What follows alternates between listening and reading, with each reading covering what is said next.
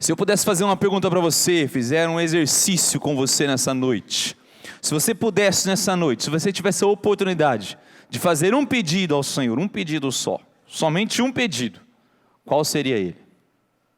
Se você tivesse essa oportunidade, vou repetir, de fazer um grande pedido ao Senhor, somente um, qual seria ele?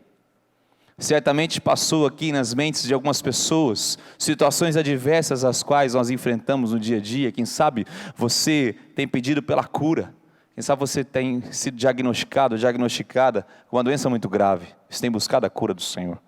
Quem sabe passou em sua mente o pedido da restauração da sua casa, do seu casamento, até dos seus filhos. Quem sabe aqui pessoas que têm seus filhos desviados, ou a salvação de um ente querido, ou até mesmo o pagamento de uma dívida. Posso ouvir um amém aí ou não? Glória a Deus. Ou a compra de um imóvel tão sonhado como família. Há vários pedidos, há várias necessidades. Se você tivesse a oportunidade de ter um pedido atendido, de fazer um pedido ao Senhor, qual seria ele? Hoje eu quero com você encontrar uma pessoa na palavra do Senhor, um personagem, um homem muito conhecido por todos nós, pela sua história, e que ele teve essa oportunidade de fazer um pedido, somente um pedido ao Senhor.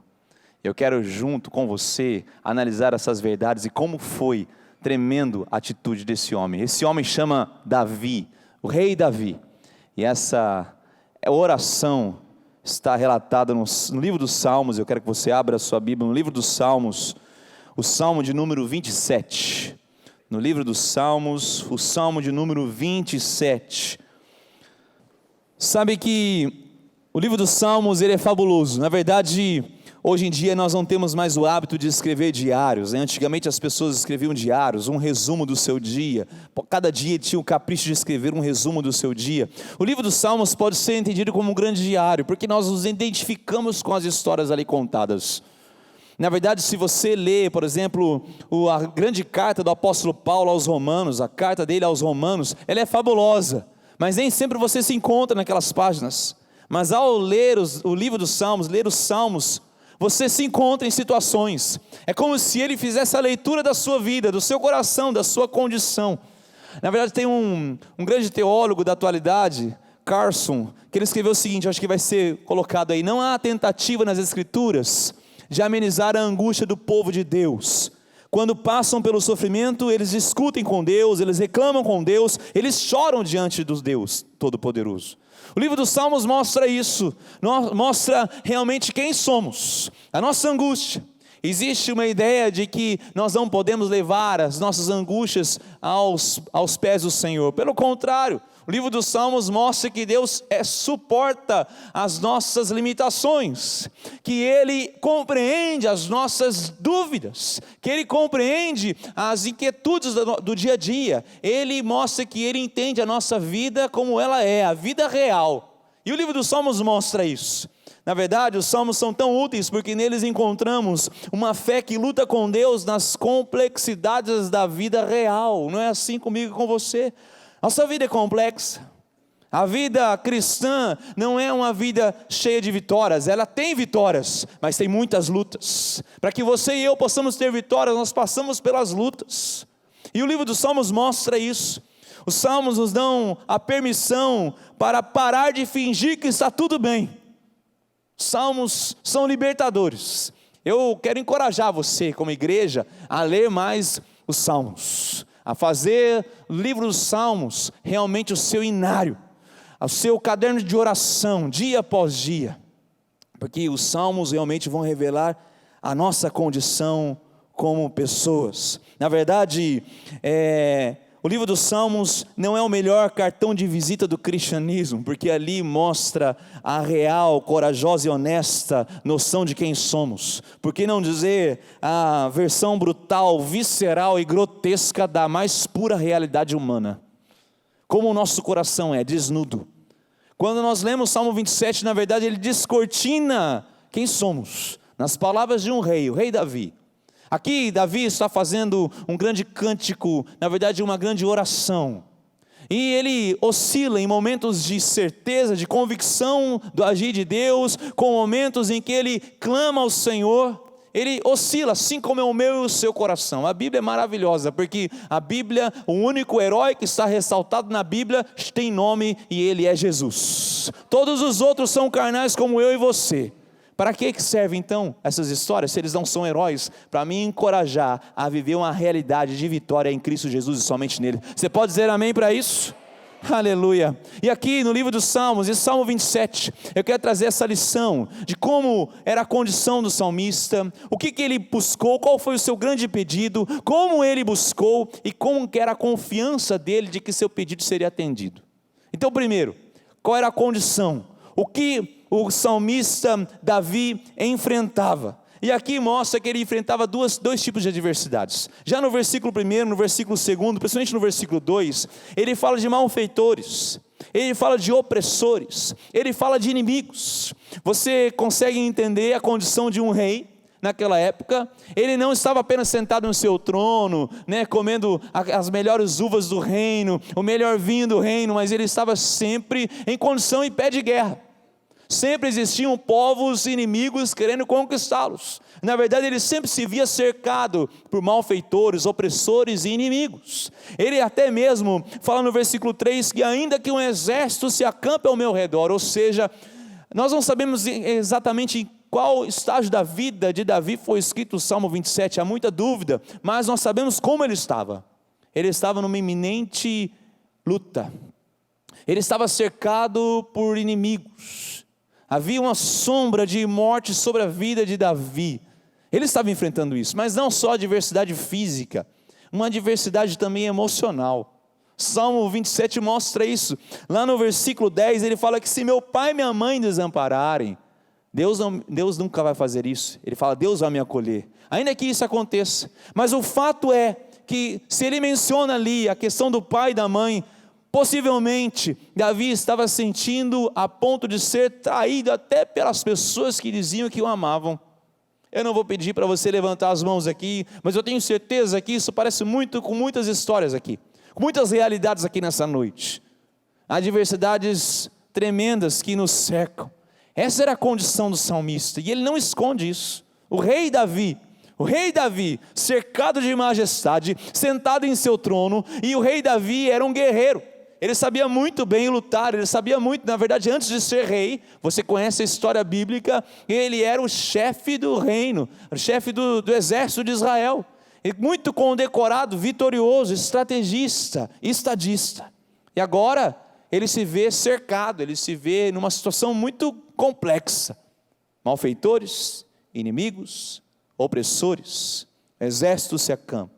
Mas ele deixa no versículo 1 bem claro que o Senhor é a sua luz e a sua salvação. O Senhor é a sua fortaleza. Ele mostra aqui que por mais que as trevas estejam cercando, ele clamava a luz de Deus sobre a vida dele. Ele não estava protegido pelas suas fortalezas, e Davi, você imagine, Davi num grande palácio, cercado pela sua guarda real, cercado pelo grande exército de Israel, muito bem protegido. Provavelmente se rompesse uma guerra naquele momento, Davi seria a pessoa mais protegida daquele reino, mas mesmo assim ele fala, não é a minha fortaleza que me protege, ele fala, o Senhor é a fortaleza da minha vida. Sabe que muitas vezes nós construímos fortalezas, nós queremos nos sentir seguros, mas mesmo o grande rei Davi, ele sabia que a sua segurança não estava no seu palácio, no seu exército, nem no seu reinado. A sua fortaleza estava em Deus. Ele fala, o Senhor é a fortaleza da minha vida, a quem eu tenho então que temer? Essa era a condição do salmista. Mas mais que isso, vendo-se nessa condição, qual foi o grande pedido de Davi? Davi poderia ter pedido a Deus qualquer coisa. Deus é poderoso para fazer infinitamente mais do que pedimos ou pensamos. Ele poderia ter pedido a derrota dos seus inimigos, ele poderia ter pedido vitória, ele poderia ter pedido mais e mais reinos para o seu poder, mas ele faz algo totalmente diferente e tremendo, que traz um grande ensinamento para o nosso coração nessa noite. O que o salmista Davi pediu no versículo 4, ele deixa claro, uma coisa peço ao Senhor e a buscarei. Você pode dizer isso comigo? Uma coisa peço ao Senhor e a buscarei. Olha só que valor que tem isso. Na verdade, quando nós analisamos o original hebraico escrito, É uma grande poesia, uma grande canção. Aqui, ele não pede uma coisa acima de outras que ele já estava pedindo. Ele fala assim: apesar de todas as outras, eu não preciso de nada, eu preciso de uma coisa só. Ele não está falando o seguinte: eu preciso de mais alguma coisa. Não, ele está falando assim: eu só preciso desta coisa. Há um pedido só, uma coisa só, e somente uma coisa eu peço ao Senhor, e a buscarei. Que pedido maravilhoso. Ele fala que eu possa morar na casa do Senhor todos os dias da minha vida. Uma coisa só, é com intencionalidade. Ele não só pede, como ele fala: eu quero buscar. Sabe que, é claro, que Davi, ele não fez esse pedido falando que ele queria morar fisicamente na casa do Senhor, mesmo porque na época de Davi nenhum templo havia sido construído. Você sabe que o seu filho Salomão é que vem construir o templo, que era conhecido no Velho Testamento como a casa do Senhor, a casa de Deus. E no Velho Testamento Deus se representava antes do templo pelo tabernáculo. O tabernáculo era um local, um meio de se relacionar entre a humanidade, se relacionar com a divindade de Deus. Era um meio pelo qual o homem poderia ter os seus pecados pagos ali, e essa relação entre a santidade do Deus Todo-Poderoso com a nossa impureza. Davi sabia que ninguém ali poderia permanecer que não fosse escolhidos, e você sabe que os sacerdotes que eram escolhidos para fazer essa mediação entre o povo e Deus no Velho Testamento. Mas ele fala: eu quero morar na casa do Senhor, e aqui ele não está falando de morar fisicamente, ele não queria estar no tabernáculo fisicamente, ele não está falando para mim e você que nós devemos vir para a igreja todos os dias, não é isso que ele está falando. Ele está falando de relacionamento.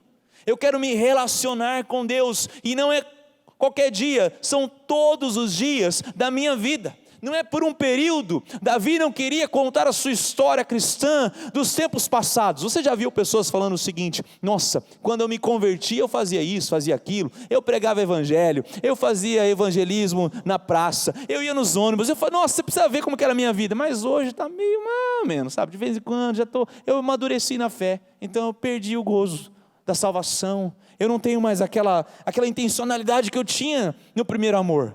Não, Davi não queria contar o seu testemunho do passado, ele queria contar o testemunho de hoje. Hoje eu experimentei algo tremendo no Senhor. Ele fala: eu quero habitar na casa do Senhor, eu quero ter relacionamento com Deus todos os dias da minha vida.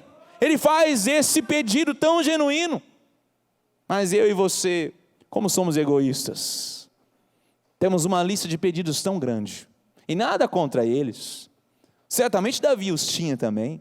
Davi tinha necessidades assim como eu e você, se não maiores do que as minhas e as suas. Mas Davi sabia que nada disso importava mais do que um relacionamento de intimidade, de sinceridade, um relacionamento inquebrável com Deus. É como se Davi dissesse o seguinte: não importa quanto tempo isso dure, não importa quanto isso venha a me custar, eu quero um relacionamento de intimidade com meu Senhor, eu quero me apegar a Deus, eu quero mergulhar nesse Deus. Você já teve a oportunidade, com certeza, de mergulhar numa piscina ou mergulhar no mar? Você já percebeu o que acontece antes de você mergulhar? Na superfície, aquele som, quem sabe você está numa praia, cheio de pessoas pulando e brincando, crianças brincando na praia, e de repente você mergulha. Você não ouve mais nada. É quieto. É assim que nós fazemos quando nós mergulhamos em Deus. É como Davi pedisse ao Senhor: eu quero mergulhar em Ti todos os dias da minha vida, eu quero estar mergulhado em Ti. Sabe por quê, Deus? Porque eu não quero mais ouvir os ruídos deste mundo, eu não quero ouvir mais os barulhos dessa sociedade, eu quero mergulhar em Ti, Deus. Eu quero ter os meus ouvidos somente direcionados para ouvir a Tua voz, eu quero ser ministrado por Ti. Ele não está falando que Ele quer se isolar-se do mundo, porque nós fomos chamados como sal e luz da terra, mas Ele falou o seguinte: eu quero estar preparado tão grandemente pela Tua palavra, eu quero sim contemplar as Suas maravilhas, a beleza do Senhor, meditar no Seu santo templo, para quando eu for para o mundo, eu não vou escutar os ruídos deste mundo, mas eu é que vou proclamar as verdades do Evangelho para as trevas dessa sociedade. É isso que Davi estava pedindo. Uma coisa só peço ao Senhor. Mas ele não só pede, veja só, ele fala: eu peço ao Senhor e a buscarei. Não é isso que está escrito na sua Bíblia? Eu peço ao Senhor e a buscarei. A intencionalidade, muitas vezes até o pedido está em nós. Eu quero. Pastor Emerson, você está me julgando, porque a primeira coisa que eu pedi foi intimidade com o Senhor. Se você soubesse qual foi a minha oração quando você perguntou se podia pedir uma coisa, eu quero mais de ti, Deus. Isso tá, eu sei. O problema é na segunda parte. Uma coisa peço ao Senhor e a buscarei. Davi não só pediu, ele buscou. Davi não só sabia, mas como ele queria. Há uma grande diferença entre saber e querer. Ele fala, eu vou te buscar, eu vou buscar essa intimidade, eu quero me apegar a ti, Deus, eu quero me apegar cada dia mais a ti. Agora, existe uma linha de pensamento que diz que a gente não pode se apegar a nada. Algumas religiões hoje em dia beberam dessa fonte filosófica antiga de que nós não podemos nos apegar a nada. Por exemplo, o budismo, não se apegue às coisas dessa terra, não se apegue aos relacionamentos, não se entregue, não ame as pessoas, não se entregue aos relacionamentos genuinamente, porque eles podem se quebrar, eles podem se desfazer. E aqui a gente tem que beber um pouquinho de Santo Agostinho, grande cristão, que disse o seguinte, que essa vertente está acertadamente errada. Porque o próprio Senhor Jesus Cristo, realmente Ele falou que nós não podemos nos apegar às coisas dessa terra, porque nós somos cidadãos dos céus. E o verdadeiro relacionamento que nós temos que buscar é com Deus. Mas ao mesmo tempo, Jesus, enquanto esteve aqui na terra, Ele amou verdadeiramente cada um daquelas pessoas, principalmente os discípulos. Você lembra daqueles homens, aqueles 12 homens que foram separados para transtornar o mundo? Ele os amou e diz que Ele os amou até o fim.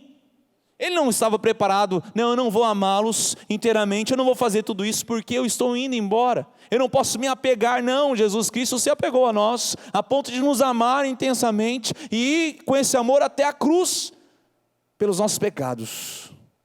Santo Agostinho não diz que nós temos que amar a menos, ele fala que nós não precisamos amar as relações com as pessoas a menos, mas o que nós precisamos é amar Deus mais. Diga comigo, eu quero amar mais a Deus. Eu quero me apegar mais a Deus. É isso que ele fala, eu preciso buscar mais a Deus, eu preciso amar, não amar menos as coisas, mas eu preciso amar mais ainda a Deus. E Davi parece que entendia isso. Ele fala uma coisa só, peço ao Senhor e a buscarei que eu possa morar na casa do Senhor todos os dias da minha vida. Eu não preciso me desapegar dessa vida, eu não preciso viver alienado, eu tenho desafios, eu tenho problemas, eu tenho sim obstáculos, mas Deus, se eu posso escolher alguma coisa aqui, eu quero mais de Deus, eu quero mais Deus na minha vida, eu quero me apegar a Ele. Agora, como que Davi buscou isso? Ele falou, eu a buscarei. Ele completa no versículo 4, como que o salmista buscou isso? No versículo 4 ele fala, todos os dias da minha vida para contemplar a beleza do Senhor e meditar no seu templo. Contemplar e meditar. Contemplação aqui não quer dizer visualização, enxergar alguma coisa, ver alguma coisa. Ele não queria apenas contemplar com os olhos, mas ele queria contemplar com o coração. Ele queria meditar na palavra do Senhor, ele queria meditar na presença de Deus. Sabe que hoje em dia nós ouvimos essa palavra meditação, nós quase fazemos o sinal da cruz, né? Credo, meditação, pastor, esse negócio aí não é de Deus não, hein? Mas a Bíblia fala sobre meditar na palavra de Deus dia e noite. A Bíblia fala a importância de meditarmos, como eu disse aqui na ilustração, de mergulharmos em Deus, para ouvirmos a voz dEle. Contemplação. Quando nós olhamos a palavra do Senhor e vemos a criação, a história da criação, Deus criou o mundo e tudo que nele existe em 6 dias, amém? Pode falar amém, não é pegadinha não. Criou mesmo em 6 dias, está escrito lá, pode ler Gênesis, tá bom? Obrigado, pastor Wilson, só o pastor Wilson falou bem. E no 7º dia o que ele fez? É fácil, ele descansou, ele pediu para estender uma rede, chamou lá, né, Gabriel segura a rede desse lado aqui, né, o Miguel segura desse lado que eu preciso descansar, porque olha, nossa, quanto trabalho, né, a eternidade inteira eu não tive que criar nada, então agora que eu tive que criar 6 dias trabalhando, tem muita coisa a fazer, no 7º, estou cansado. Não, a palavra descansar ali não quer dizer descansar em berço esplêndido, quer dizer contemplar, quer dizer desfrutar do trabalho, da beleza do Senhor. Sabe, quando eu e você também trabalhamos, o que nós descansamos é fruto do desfrutar, do contemplar do que nós produzimos. Ele fala que eu quero contemplar a beleza do Senhor. Sabe onde que a beleza do Senhor se manifesta? Sabe aonde a beleza do Senhor se manifesta? Na minha e na sua vida. no seu e no meu trabalho. O seu trabalho tem que ser belo aos olhos de Deus e aos olhos da sociedade. Tudo que você faz deve ser belo. Agora eu vou fazer um exercício de fé aí. Olha para a pessoa que está do outro lado e fala assim: você é belo e bela ao Senhor. Eu falo um exercício de fé porque tem gente que olhou aí para o lado, né? Deu uma olhada assim. Ih! Muita fé para falar que você é belo, hein? Ali eu vi nos pastores, teve uma dificuldade aí, né? Teve uma dificuldade para falar que é belo ali, mas tudo bem. Eu entendo, né? Para você foi fácil, né, Reverendo Osni? Eles falaram, o duro foi o Senhor, né? A gente vai orar pelo Senhor. Mas o que nós fazemos tem que ser belo. Ele fala, eu quero contemplar a beleza do Senhor. Deus é belo. Jesus Cristo é belo. A obra das mãos do Senhor é bela. Tudo que Deus fez é bom, é belo. A obra do Senhor, quando nós ouvimos os testemunhos aqui na igreja, é belo. Tem um sentido de beleza, mas nós não temos tempo mais para contemplar o que é belo, nem para meditar no Senhor. Sabe que muitas vezes nós lemos a Bíblia assim: o Senhor é meu pastor e a luz, o Senhor é minha luz, o Senhor quem temerei, o Senhor é minha fortaleza, minha vida, quem temerei, como eu fortaleza, acabei de ler, ufa, já fiz a minha devocional do dia de hoje, ufa, só, 30 segundos, Tem gente que fala assim: nossa pastor, hoje eu meditei, sério, eu li o capítulo e o livro inteiro dos Salmos, aleluia, não entendi nada, mas eu li, pastor, li tudo. Não tem gente que fala assim: não, eu já li a Bíblia e não entendi nada. Por quê? Porque ele não deixa meditar nas palavras.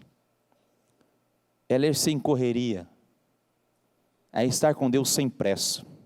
Para você ter intimidade com Deus não pode ter pressa. Davi pede todos os dias da sua vida. Ele não pede por um período, ele pede: Deus, eu quero poder habitar na casa, eu quero ter esse relacionamento todos os dias da minha vida, eu quero ter tempo de qualidade com Deus. Sexta-feira aqui nós tivemos um período de oração pela nossa vigília, e nós tivemos um tempo de qualidade com Deus. Sabe, não perca essas oportunidades. É claro que você não vai viver de vigília em vigília, não é isso? Mas são oportunidades que a igreja gera para que eu e você possamos realmente experimentar essa uma coisa só: peço ao Senhor e a buscarei. Mas existe a nossa parte, o nosso viver diário, o nosso relacionamento, o que buscamos. Uma coisa só peço ao Senhor e a buscarei. Como que o salmista buscou?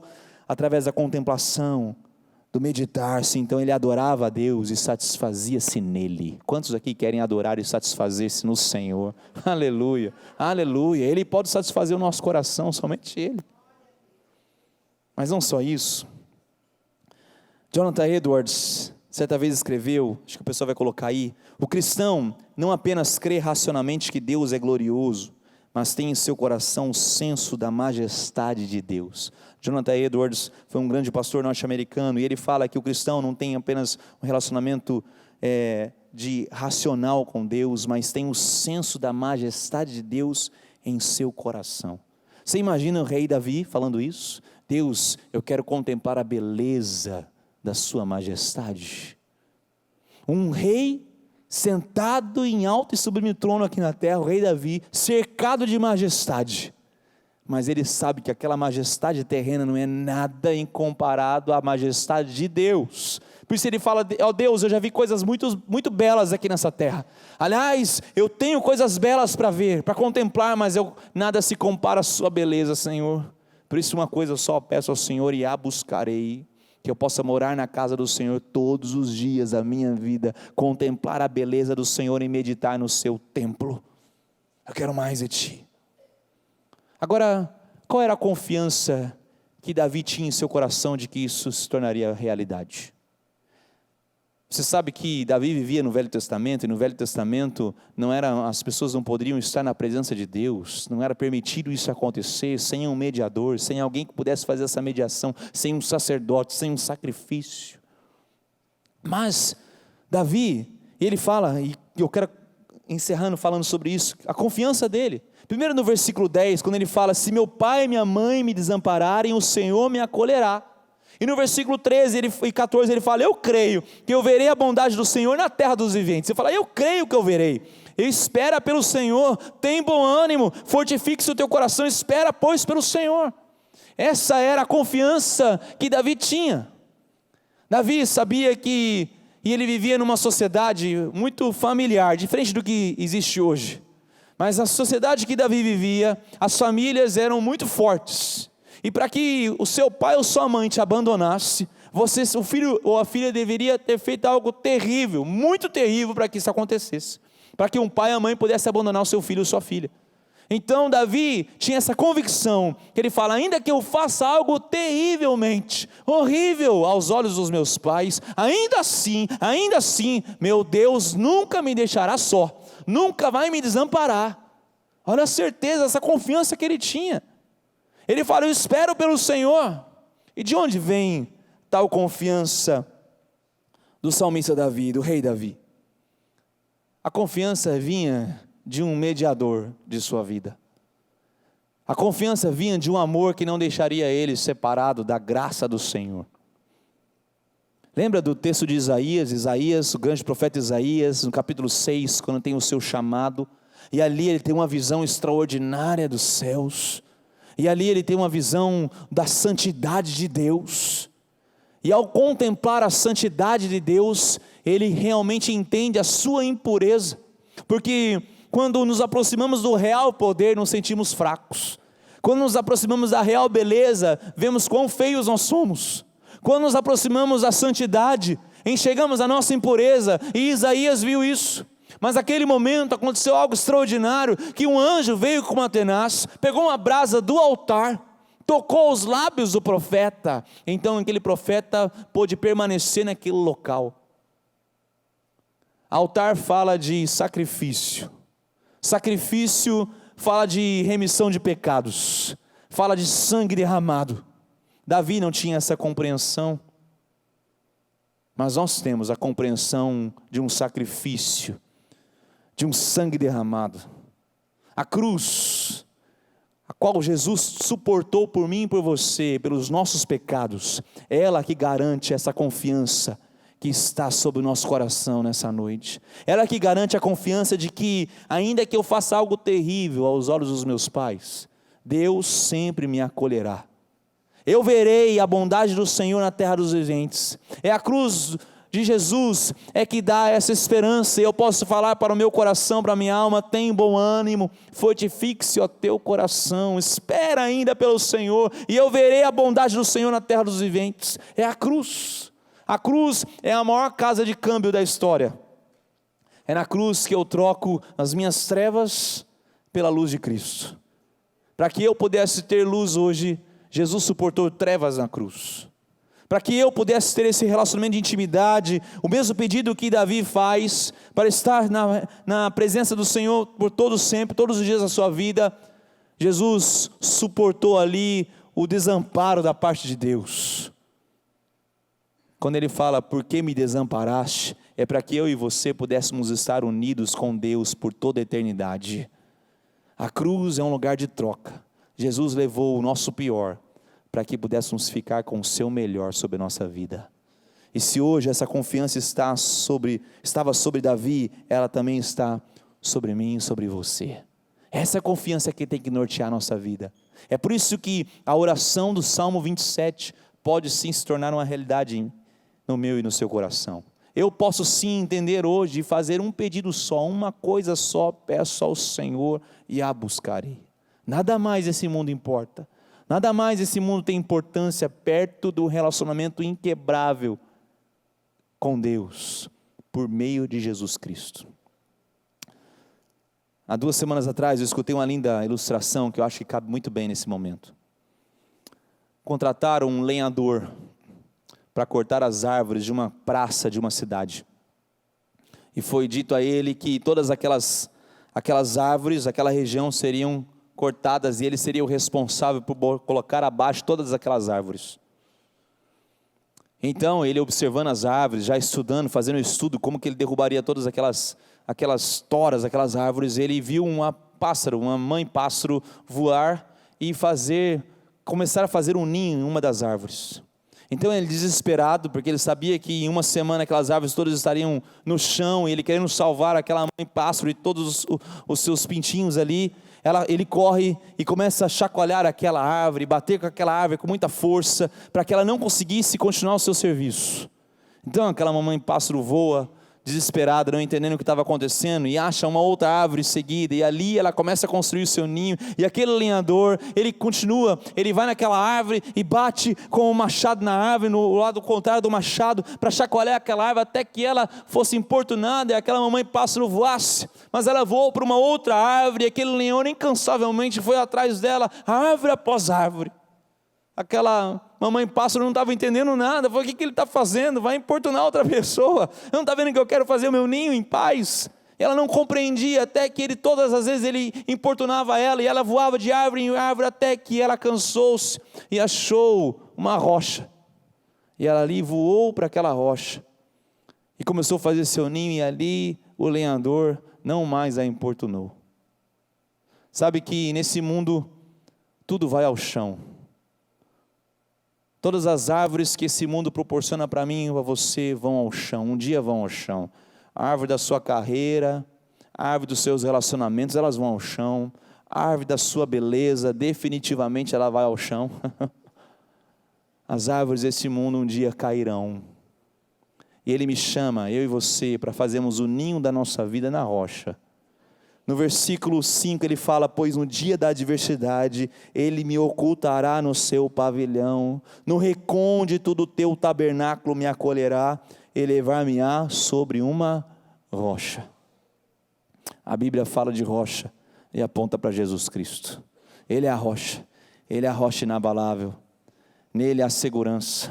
Davi entendia isso, mesmo sem ter contemplado a expressão máxima da revelação de Deus em Jesus Cristo. Ele sabia que a sua vida devia estar alicerçada na rocha. Ele estava apontando para Jesus Cristo de alguma forma aqui, sem mesmo entender e compreender. Deus usou Davi para apontar isso. Elevar-me-á sobre uma rocha, e ali sim eu encontrarei alicerce seguro.